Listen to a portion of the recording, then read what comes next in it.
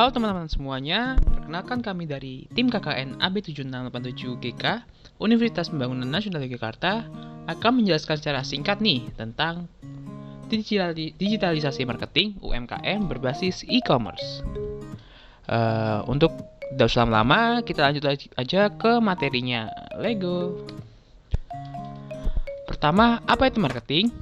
Marketing adalah aktivitas dan proses menciptakan, mengkomunikasikan, menyampaikan, dan mempertukarkan tawaran yang bernilai bagi pelanggan, klien, mitra, dan masyarakat umum. Lalu ada online marketing. Online marketing atau pemasaran secara online merupakan suatu aktivitas promosi untuk mengenalkan suatu produk maupun jasa yang mana proses pemasaran tersebut dilakukan secara online melalui media internet dan juga kecanggihan teknologi. Di sini ada perbedaan online marketing dan offline marketing. Yang pertama dari modal. Kalau yang offline menghabiskan budget yang lebih besar karena menggunakan media massa sebagai bahan promosi. Kalau online yakni budget yang dikeluarkan tidak sebesar media massa karena menggunakan iklan digital. Lalu dari waktunya. Kalau offline sangat terikat dengan waktu dikarenakan di mana pesan yang disampaikan hanya ketika brand menjalankan kampanye atau promosi. Berbeda dengan online, kalau seandainya pengguna secara waktunya akan terus berjalan bahkan ketika brand tidak melakukan aktivitas apapun. Itu karena pemasaran digital terus berjalan selama konten masih berada di internet. Lalu ada jangkauan pasar.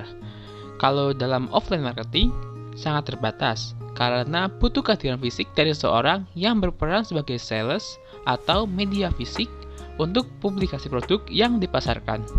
Lalu berbeda dengan online, jika dalam online melakukan media internet, di mana orang dapat mengakses bahkan tanpa harus bertemu dengan pihak yang memasarkan. Dan terakhir dari sistem pemasaran. Jika menggunakan offline marketing, membutuhkan marketing kit berupa fisik seperti brosur, baliho, videotron, dan sebagainya sebagai tenaga kerja. Berbeda dengan online marketing, di dalam online marketing tidak membutuhkan berbagai hal yang rumit seperti mencetak brosur, menyiarkan secara langsung, bertutur tatap muka, dan sebagainya karena sudah tersedia di dalam internet. Selanjutnya yakni dari jenis dan jumlah produk. Jika dalam offline marketing, penjual harus menampilkan pada bukti fisik dan tidak dapat menampilkan jumlah produk kecuali jika sudah menghitung stok. Kalau dalam online marketing, produk cukup ditampilkan melalui gambar dengan disertai deskripsi yang mendukung dan data jumlah produk biasanya akan terupdate secara otomatis pada sistem ketika terjadi pembelian. Lalu dari cara pembelian dan pembayaran, jika dalam offline marketing langsung dilakukan pada toko fisik dan penjualan dan sistem pembayaran dilakukan secara cash atau tunai. Meskipun saat ini sudah banyak toko yang menyediakan pembayaran melalui barcode. Lalu untuk online marketing bisa melalui transfer bank, top up, atau kartu kredit atau CC melalui akun Business Manager. Lalu masuk ke tenaga kerja yang dibutuhkan. Jika di dalam offline, butuh tenaga kerja yang lebih banyak karena setiap bagian kampanye harus melakukan tugasnya masing-masing. Jika di dalam online, tenaga kerja yang dibutuhkan cenderung lebih sedikit karena pemasaran digital tidak harus memantau secara terus-menerus.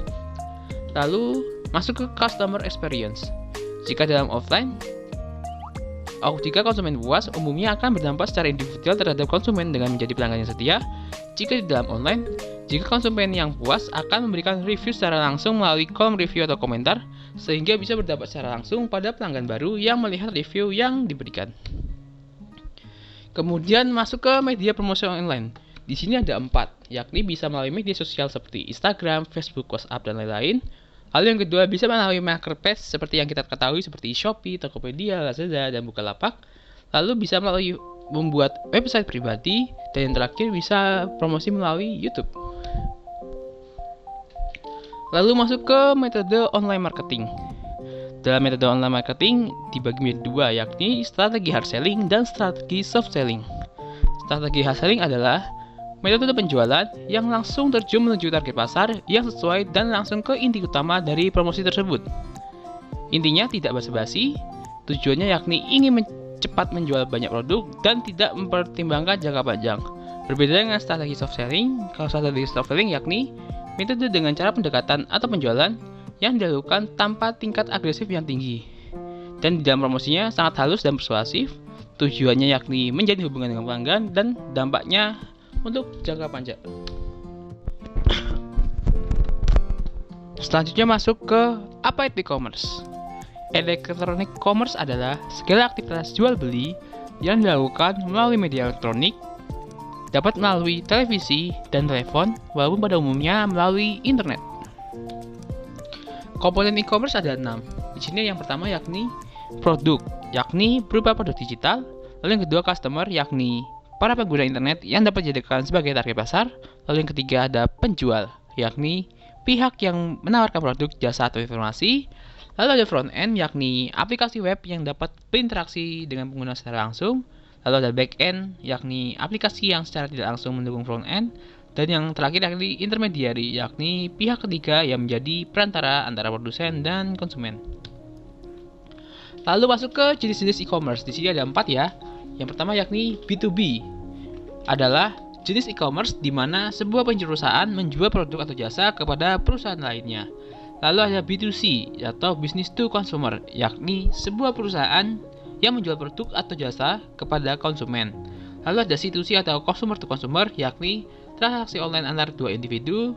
Lalu yang terakhir ada C2B, yakni consumer to business, adalah skenario di mana seseorang menjual produk atau layanan kepada sebuah perusahaan.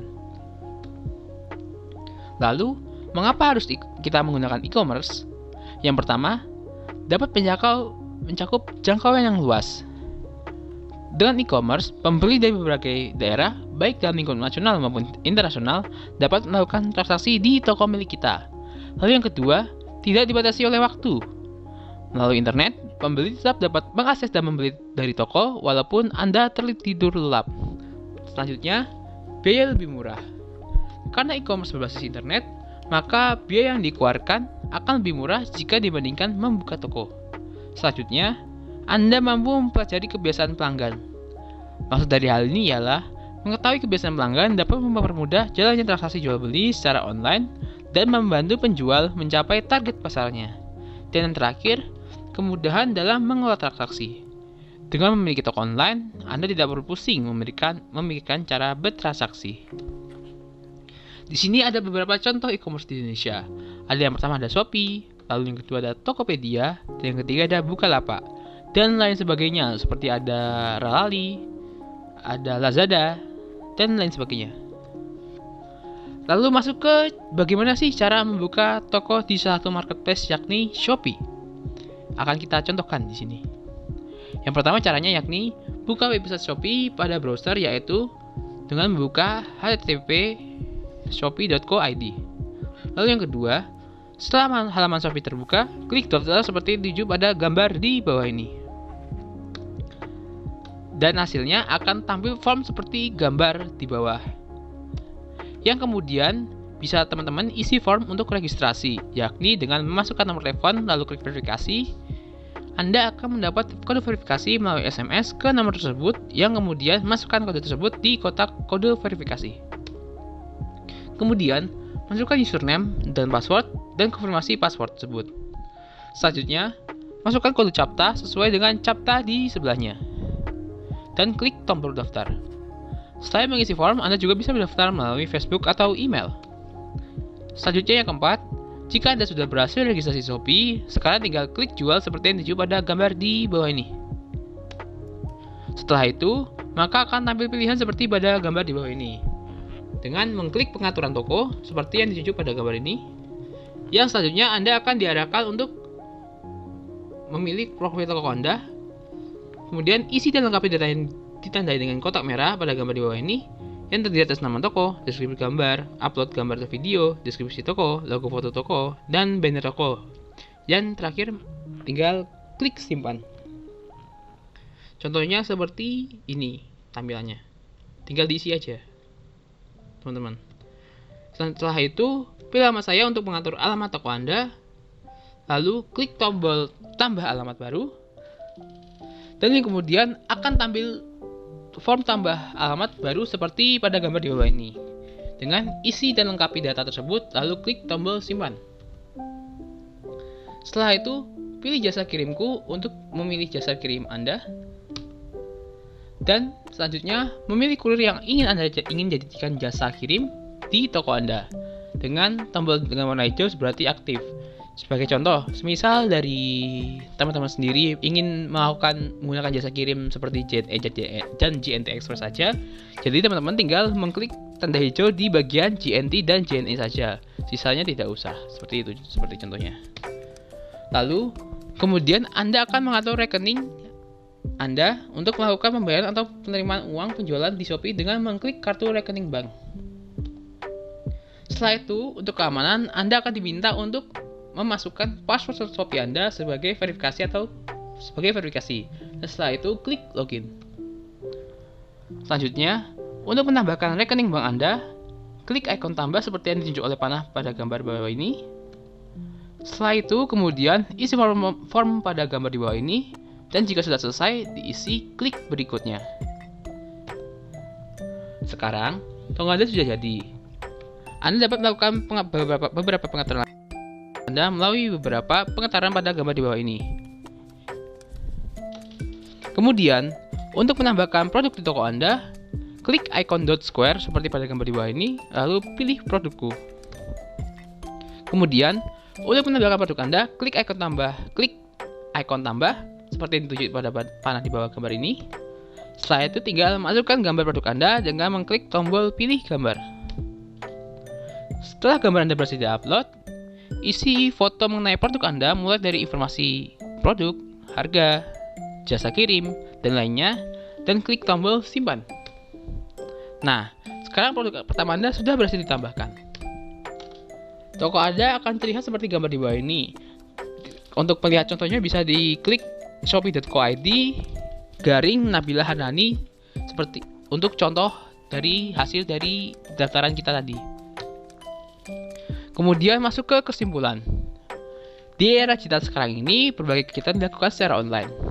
Kita sebagai pemilik usaha pun dapat memanfaatkan situasi ini untuk melakukan kegiatan pemasaran. Manfaat yang didapatkan dari pemasaran secara online ini pun beragam, mulai dari murah dan efisien, tidak terbatas oleh waktu, dapat menjangkau pasar yang lebih luas, mengurangi biaya pemasaran, dan yang terakhir, memudahkan pelaku usaha untuk menjalin hubungan dengan konsumen. Sekian dari kami, terima kasih, bye-bye.